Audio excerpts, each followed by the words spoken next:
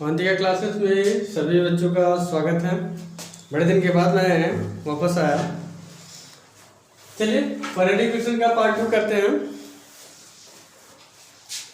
पिछली क्लास में हमने बताया था कि क्वाड्रेटिक इक्वेशन बनाते कैसे हैं, कंस्ट्रक्शन फॉर्मूला उसे कंस्ट्रक्ट कैसे करते हैं। कुछ रिव्यू वगैरह देख लेते हैं। जैसे हमने बताया था कि x square alpha plus beta into x plus alpha into beta equal to 0। और जहां पे अल्फा और बीटा हमारे क्या थे भाई, ये हमारे जीरोस थे, जीरोस ऑफ द क्वाड्रेटिक। ठीक, देखिए इस जीरोस को हम लोग क्वाड्रेटिक में रूट्स भी कहते हैं, जीरोस भी और रूट्स भी कहते हैं। आज हमें पढ़ना है रिलेशन। अब मैं आपको बताने जा रहा हूं रिलेशन किसका, रिलेशन हमको पढ़ना है किसका, रूट्स के विषय में हमें जानना है रिलेशन किसका, रिलेशन रिलेशन बिटवीन रूट्स। इसी रूट्स को जीरोस भी कहते हैं। चलिए शुरू करते हैं।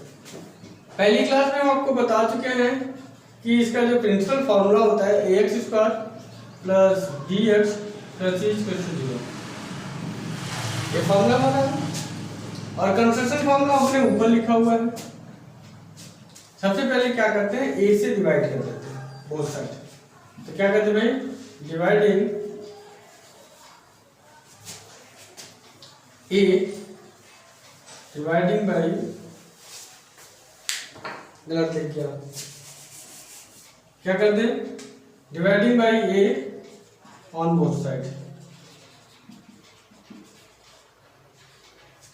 ए से डिवाइड करें तो A X square upon A plus B X upon A plus C upon A equal to 0। A cancel out तो X square plus B X upon A plus C upon A equal to 0। अब हमारा construction formula X square minus है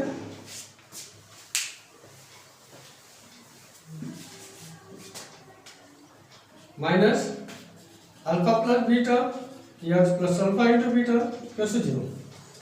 हम इसको compare करते हैं, compare कर लें इसका इसका, देखिए कोफिशिएंट का कंपेयर करते हैं तो क्या मिलेगा हमको, on comparing the coefficient of above equations, दोनों इक्वेशंस के या फिर बोथ इक्वेशंस लिख देते हैं तो ज्यादा बेटर होगा। इक्वेटिंग करें मतलब कंपेयरिंग करें तो हमें मिलेगा कितना, minus alpha plus beta equals to B upon A.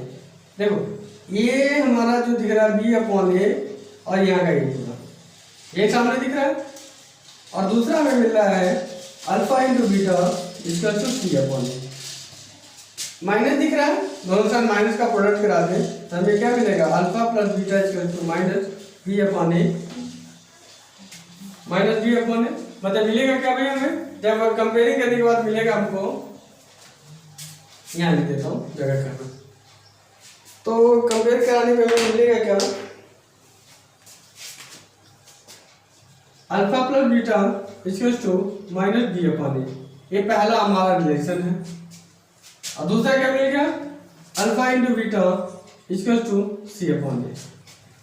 आपने देखा इसको इसको सीधे सीधे हम लोगों ने कंपेयर किया, ये वाला हिस्सा इसके साथ। तो इस हिसाब से हम बता सकते हैं। इसका बहुत से सवालों में यूज करते हैं। इसके मेथड से करने से बहुत से कॉन्सेप्ट हमारे सरल और बहुत आसान हो जाते हैं, निहायत आसान हो जाते हैं।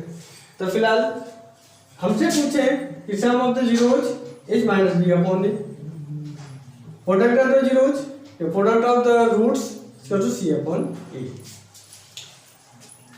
बी को हम क्या कहते हैं, कोफिशिएंट ऑफ एक्स। ई को क्या कहते हैं, कोफिशिएंट ऑफ एक्स स्क्वायर। सी को बोलते हैं कांस्टेंट टर्म, ये तो हमने बताया कोफिशिएंट ऑफ एक्स। एक क्वेश्चन मैं लेता हूँ फिर आपको बताता हूँ, फिर इसका स्क्रीनशॉट ले लीजिएगा, फिर आगे मैं चलता हूँ। ठीक, एक क्वेश्चन मैं लेता हूँ, चलिए क्वेश्चन लेता हूँ। तो 4x² + 7x + 6 = 0, ये हमने क्वेश्चन दे दिया। हमारा क्वेश्चन है find out the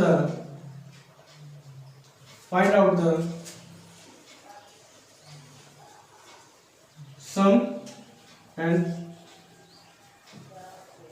product of roots. अब रूट्स और जीरो दोनों बोल सकते हैं, हालांकि जीरो जो होता है पॉलिनोमियल भी यूज होता है और रूट्स इक्वेशंस के लिए, लेकिन दोनों की मीनिंग एक ही होती है, चाहे रूट्स हो जाए चाहे जीरो हो जाए। चलिए, हमें क्वेश्चन दे दिया था, हमें पूछ रहा है कि सम बताइए और प्रोडक्ट बताइए। तो सम के लिए क्या करें भाई, हम सबसे पहले अल्फा प्लस बीटा, मैंने बताया -b/a, फिर क्या बताया अल्फा इंटू बीटा c/a, लेकिन a और c b की वैल्यू है कहाँ, तो देखिए ऐसे करेंगे 4x² + 7x + 6 = 0। इसे कंपेयर करेंगे किससे, ax² + bx + c = 0 से कंपेयर करेंगे। देखिए a की जगह हमको क्या दिखा दिया, b की जगह क्या दिखा दिया और c की जगह क्या दिखा दिया। तो a = 4 दिखाई दिया, b = 7 दिखाई दिया, c = 6 दिखाई दिया।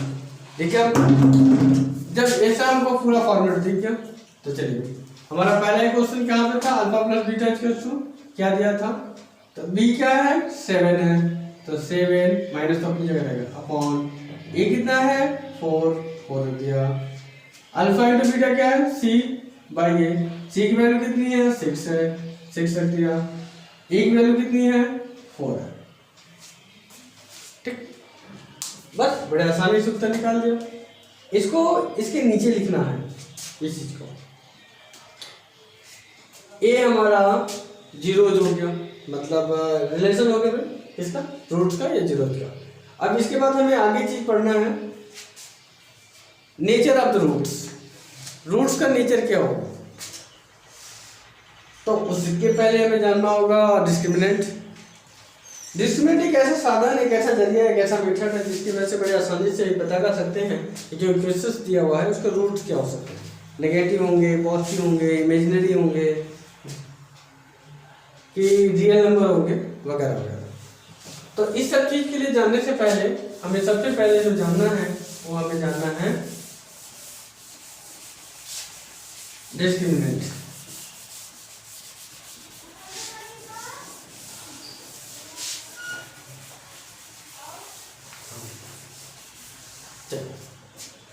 डिस्क्रिमिनेंट जानते हैं,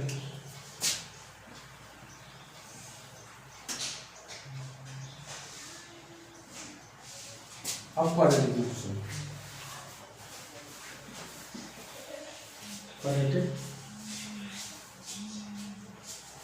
डिस्क्रिमिनेंट ऑफ क्वाड्रेटिक इक्वेशन हमें जानना है। डिस्क्रिमिनेंट को कहते हैं क्या भाई, कहते हैं डी। डी का जो होता है b² - 4ac। मतलब अगर हम कोई इक्वेशन ले लेते हैं ax² bx + c = 0 ले लें, तो इसका a b c और आपको दिख रहा है यहाँ पे a हमारा डिस्क्रिमिनेंट होता है। तो तीन नेचर होते हैं।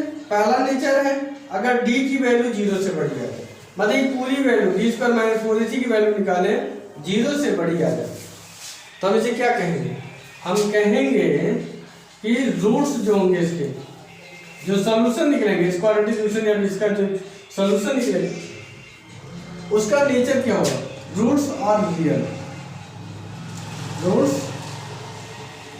Are real, real and unequal. Unequal कहने का मतलब डिफरेंट होंगे, दोनों अलग अलग होंगे।